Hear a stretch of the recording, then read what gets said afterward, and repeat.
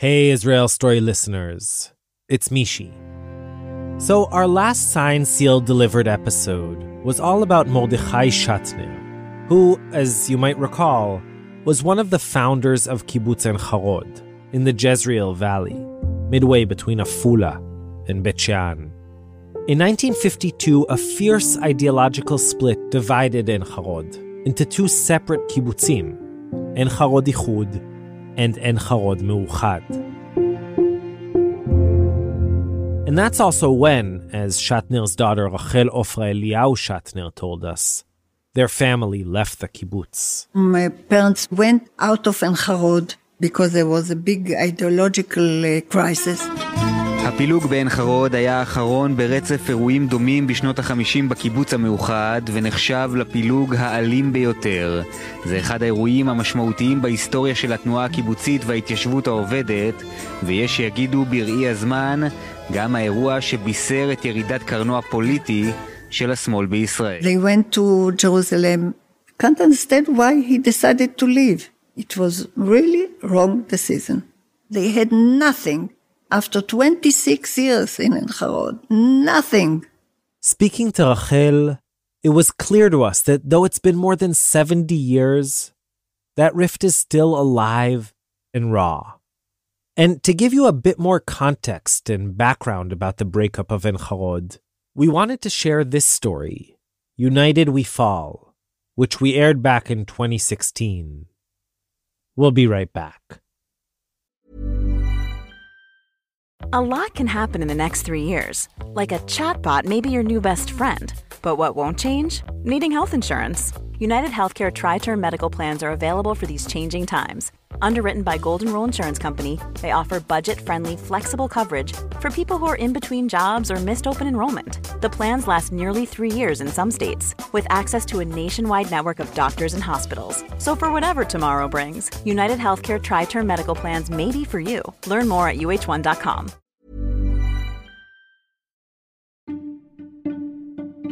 I know you care about the war in Israel right now, and you've been reading the headlines.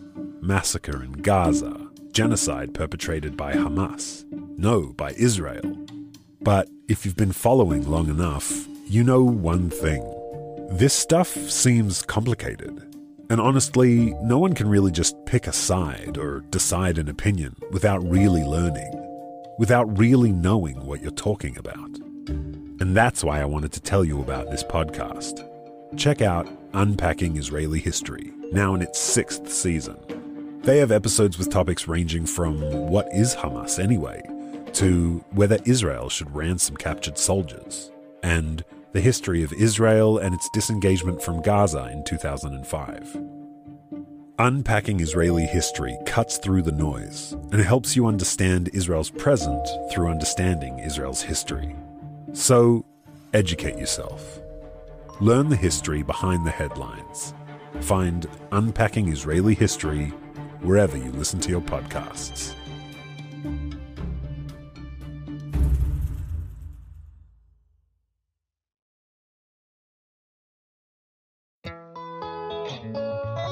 With what seems like an endless amount of information at our fingertips, we tend to forget that wondering about things is really part of the journey to finding answers we're looking for. So, when it comes to the hot topics of Israel, Judaism, and Zionism, there's so much to wonder about right now that it's hard to know where to turn. Enter the latest weekly podcast from Unpacked, Wandering Jews with Michal and Noam. Join hosts and educator extraordinaires Michal Biton and Noam Weissman as they tackle these topics and the uncomfortable questions that surround them, with the goal of working towards the answers together with their listeners. No matter where you're from, if you've ever wondered about anything, this is the podcast for you. So check it out.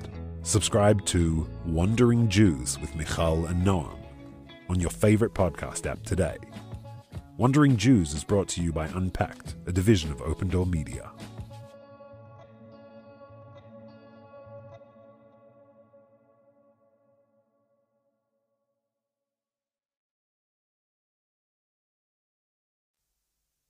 Okay, we're back. Here's our senior producer, Yochai Meital. The story of Ein Harod, the split, the pilug, was a very sad story. It was a break of a lot of years of friendship, and all of a sudden, the whole thing fall apart. הלכו פה מכות, היו פה דברים נוראים. There were fistfights here, actual fistfights, terrible things.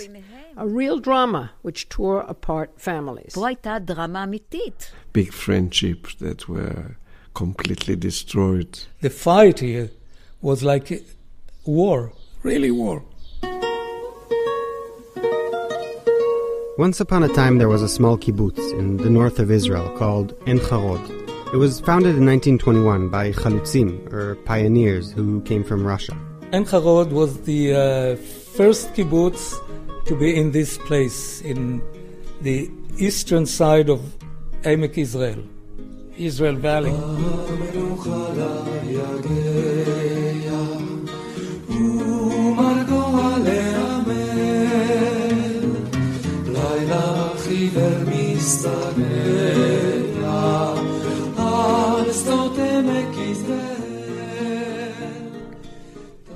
The kibbutz was built on top of a hill covered with wildflowers. Right below it was a wide valley with green fields, and in the distance, the Gilboa mountain, where King Shaul and his son Yonatan were slain in the biblical battle with the Philistines, towered above it all. The Jordan River snaked to the east, and beyond it on clear days, you could make out the imposing hills of the Gilad.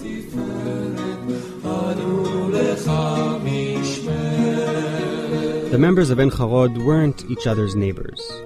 They were family. They lived a completely communal life, tilling the land together, going out to the battlefield together, raising their children together.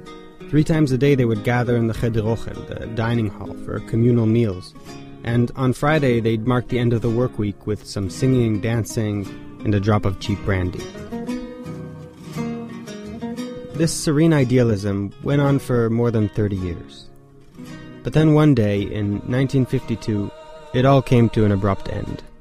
To understand the rift that tore apart this tight-knit community and changed it forever, we need to go back to the early days of the state. Though they never represented a large segment of the population, kibbutzim were the golden boys of the Zionist movement. They stood for self-sufficiency and might, and their members, tan and strong, were the epitome of the new Jew, the tzabal. Right after the establishment of the state in 1948, Israel found itself fighting for its survival. Most male kibbutzniks joined the fight, forming the backbone of the armed forces, and they paid a very heavy price. 12% of the casualties of the War of Independence were kibbutz members. The war destroyed a lot of things internally, psychologically. That's Muki. Muki too. I am a member of Kibbutz Ein Harod for the last 60 years. And a leading historian of the kibbutz movement. You know, people who had dreams, like to make a revolution, a pacific revolution, to create a society by voluntary organizations, to create a new world, and they found themselves in war. And people find themselves with death, destruction, personal fears. They were regular people, went to the war. And when they came back from the war, the state had no time for them because huge immigration came into the state. In the early 1950s, just as Israel was trying to recover from the devastating violence and get on its feet, a massive wave of immigration from North Africa and the Middle East flooded the country. The government was totally focused on the mammoth task of absorbing them. Imagine today, people are scared of immigration to Europe. And they say, 1 million, how can we absorb 1 million? It will break Europe. And then you have a society that had to absorb 1.5 the quantity of people who were living there. The state had no time to deal with the old voluntary society, Now, maybe, as Muki says, the state had more pressing matters to deal with. But its legendary leader, Prime Minister David Ben-Gurion, found the time to lash out against the kibbutzim. In a speech he delivered in the Knesset, Israel's parliament, in 1950, the old man, as he was fondly called, didn't hold back any punches. "Where's the kibbutz movement when it comes to helping out with immigration?" he asked. "They've done so splendidly for themselves. But what have they contributed to the task of absorbing the new aliyah? I'm deeply ashamed of the kibbutz movement." This statement triggered a heated debate within the kibbutzim. It was part of a much larger clash between various different political parties in the new country's left and center. The irony was that, all in all, they were pretty similar. Much closer to each other ideologically than they were to, say, Jabotinsky and Begin's revisionists. But as often happens within groups with similar ideologies, the internal disagreements, even on minor points, can get out of hand and cause tremendous ruptures. Just think of the history of the Christian church, for example, or the backstabbing between Trotsky and Stalin. As you can imagine, there were countless divides within Israel's early socialist movement. It's really complicated. But in broad terms, there was a split between Ben-Gurion's supporters, members of Mapai, the historic Labor Party, and the more left-wing parties, Ichud Avoda and Mapam, who saw themselves as the true bearers of socialist Zionism.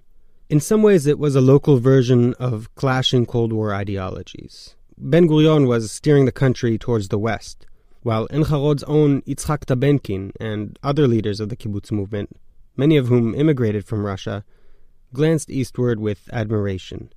They looked up to Stalin and saw Ben-Gurion's maneuver and harsh rhetoric as a crude attempt to solidify his rule and discredit any ideological adversaries. Ein Harod was in the eye of the storm. Most of the leader of the Kibbutz Meuchad were in Ein Harod.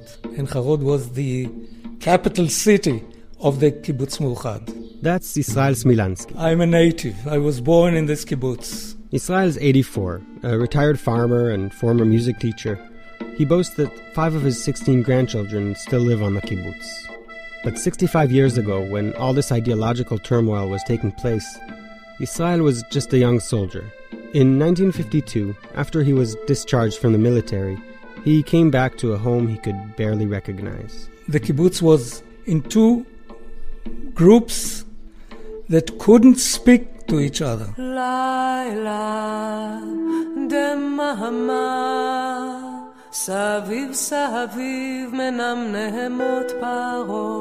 The situation in Ein Harod was very bad. It was 2 sides of the dining hall. It was divided into 2 sections. At first, like a feuding couple, members of the kibbutz tried to work things out, come to an agreement that would allow them to carry on. But the arguments just became louder, and the 2 factions drifted apart. An actual line was drawn down the middle of the cheder ochel, the very heart and symbol of communal life.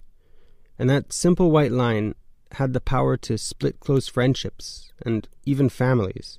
Rachel Letzter was a child at the time. My parents fought all the time, and they had a big problem. They couldn't sit and eat together. So I remember my sister would constantly have to bring them food back to our home. It was really difficult. Rachel's was a mixed family, and she was torn between her father and mother. On the major holidays like Passover, we would have to go to the city, to my mother's family, because we couldn't celebrate together on the kibbutz. Ein Harod school was the main ideological battleground. Officially, it was run by Mapai, Ben-Gurion's party, but most of the teachers belonged to other factions. These young idealistic educators were actively taking sides in the classroom, drawing students after them. Rachel's 2 older sisters were teenagers at the time and followed their teachers. The mother was on their side as well, but her father was a staunch Ben-Gurion supporter. Eventually, the parents decided to split their kids between the 2 factions, the pragmatists of Ben-Gurion's Ichud and the ideologues of Tabenkin's Meuchad. Ironically, both those words, Ichud and Meuchad, come from the same Hebrew root, which means united. Rachel, who still lived in Meuchad at the time, started going to school in the Ichud. Going to the new Ichud school was a nightmare, literally a nightmare. On the way to school, I'd bump into my old friends, who still went to our old school of the Meuchad faction. And I felt like a traitor. I didn't want them to see me, so I'd hide. One of the women that was in our group, she came up and said, I had a son. His name was as if he was dead. It was impossible to listen this kind of lamentation. It was horrible. The kibbutz descended into a tension-filled silence. People on both sides were engaged in espionage and sabotage against each other. I was an intelligence officer in the army, Daniel Luz recalls. Growing up, he and Israel, the proud grandpa, had been good friends. They even had Russian nicknames for each other. Daniel was Ivan and Israel was Vasil. But the split severed all that Soviet-style camaraderie. Israel was an Ichudnik, backing Ben-Gurion's Mapai, and Daniel, on the other hand, joined Meuchad. Together with his brother, who was an electrician, Daniel snuck into the children's center, where the Ichud folk would meet up to strategize.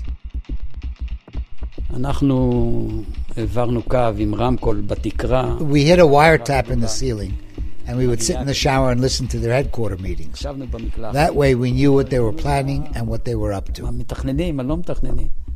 Later, the Luz brothers ransacked the place. Here's Israel again. The whole thing was very bad. It was very hate from both sides. Muki, the kibbutz historian, also remembers those days. People said, how is this happening to us? We love each other, we were with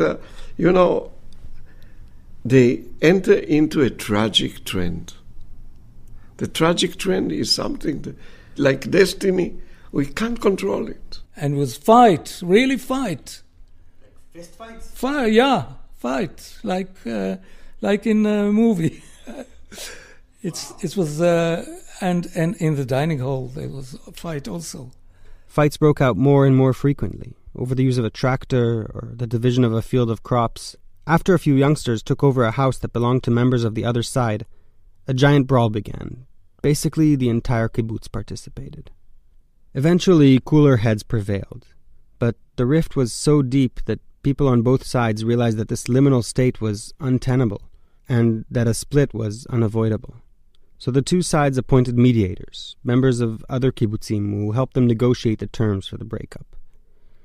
Ultimately, about half of Ein Harod's members left to form a new kibbutz, Ein Harod Ichud, directly adjacent to the old one. But the divorce just got uglier and uglier.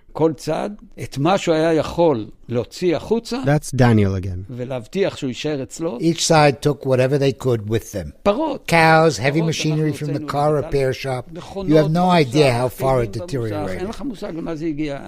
People took electricity poles, everything. We fought over trucks. There were two trucks. One was good, and the other one was pretty crappy. In the divorce settlement, Daniel's side, Ein Harod Meuchad, got the crappy truck. But he and his friends weren't going to let that fly. So, in a well-planned military-like commando operation, they snatched the other truck. A month later, as the truck was out delivering goods in the area, the Meuchad driver was ambushed. They threw him out and took the truck back. It went back and forth like that for a while. Retaliations upon retaliations upon retaliations. Ultimately, things started to settle down, and all that was left was the pain. You pass the split, and then you have the period of mourning, silence. People don't speak about it. It was a very, very difficult moment. Each kibbutz concentrated on rebuilding itself, but Ein Harod, just like the entire kibbutz movement really, never returned to its previous glory. With time, the open wound morphed into a nagging scab, which the old-timers at least will carry with them to the grave. My mom never went back to visit her friends after she moved to Ichud. No, not even once. And my dad didn't set foot in Meuchad till the day he died. Once I grew up and had children of my own, I asked them about it. I wanted to understand how they could do such a thing. How they could have put us kids through all of this. Believe me, I don't think anyone who wasn't part of it can really understand. זר לא יבין זאת. תאמין לי, אי אפשר להבין את זה. הייתה פה מלחמת אזרחים. What went on here? It was a civil war. הדרך אל הקבוצה אינה קצרה וגם לא ארוכה. אני גם כן לא, אני הולך לאיחוד. I go to Ichud from time to time. יש חברים. My wife has some friends there. אני הולך, אבל לא... But if they have some sort of performance, say in the dining hall, I don't go. אם יש שם מופעים בחדר אוכל, אני לא הולך. Before the split, when Daniel and Israel still called each other Ivan and Vasil, their fathers were also good friends. They too broke along party lines. Decades later, they met up in the regional old age home. And they spoke together what happened, why we split, why this happened. And they sat there and tears fell from their eyes. After a while, they asked themselves, why we did it? What happened to us? And silence came. Nobody was ready to speak about it. אידיאולוגיה היא... Ideology is the ruin of nations. תחשוב על זה. Think about it. טיילתי בעמק, צמאתי מאוד, צמאתי מאוד, מעיין מצאתי ושמו אין חרוד, מעיין מצאתי ושמו אין חרוד. לא אלך הלאה כי פה אעמוד, כי פה אעמוד, פה טוב לנוח ופה טוב לחיות, פה טוב לנוח כי פה אין חרוד. Yochai Meital is the senior producer of our show.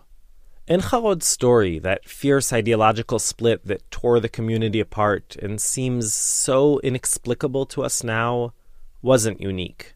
If you drive around the country, you can see many divided kibbutzim. Ashdot Yaakov Ichud and Meuchad, just south of the Sea of Galilee, Givat Chaim Ichud and Meuchad near Chadera, Givat HaShlosha and Einat outside of Petach Tikva, Gvat and Ifat not far from Nazareth, Mashabei Sadeh and Chatzirim near Be'er Sheva, and the list goes on and on and on. A national geography, all made up of feuding socialists.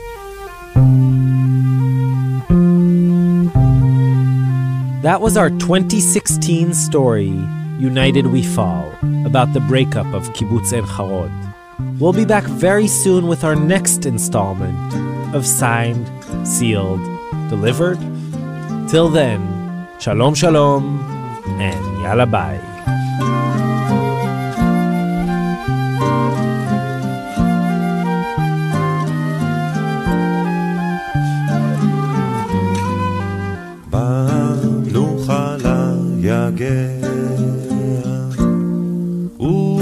ומרגוע לעמם לילה חיוור מסתרח על שדות עמק יזרעאל טל מלמטה ולבנה מעל מבית אלפא עד נהלל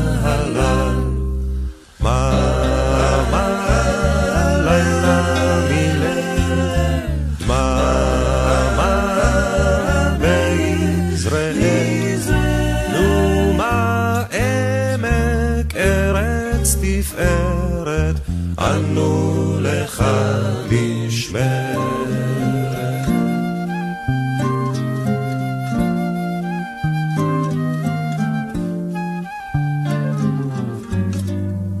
אופל בהר הגלבוע, סוס דוהר מצל אל צל, כל זה עקה גבוה. על שדות עמק יזרעאל מי ירה ומי זה שם נפל בין בית אלפא ונהלל מה לילה מליל מה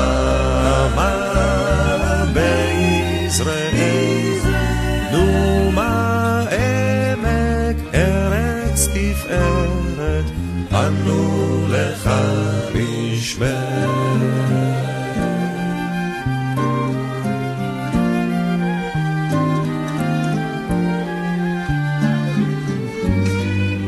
ים הדגן מתנוער, שיר העדר מצלצל, זוהי ארצי ושדותיה, זהו עמק יזרעאל.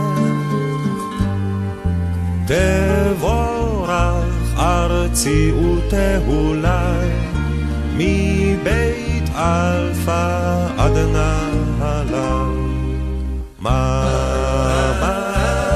לילה מליל, דממה ביזרעאל. נומה עמק ארץ תפארת, ענו לך בשמך.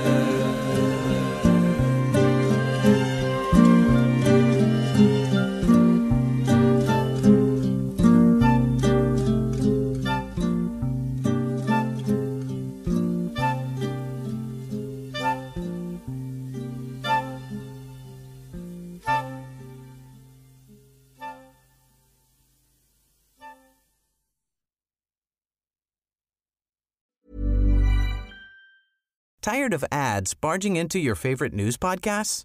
Good news. Ad-free listening is available on Amazon Music for all the music plus top podcasts included with your Prime membership. Stay up to date on everything newsworthy by downloading the Amazon Music app for free or go to amazon.com/news ad free. That's amazon.com/news ad free to catch up on the latest episodes without the ads.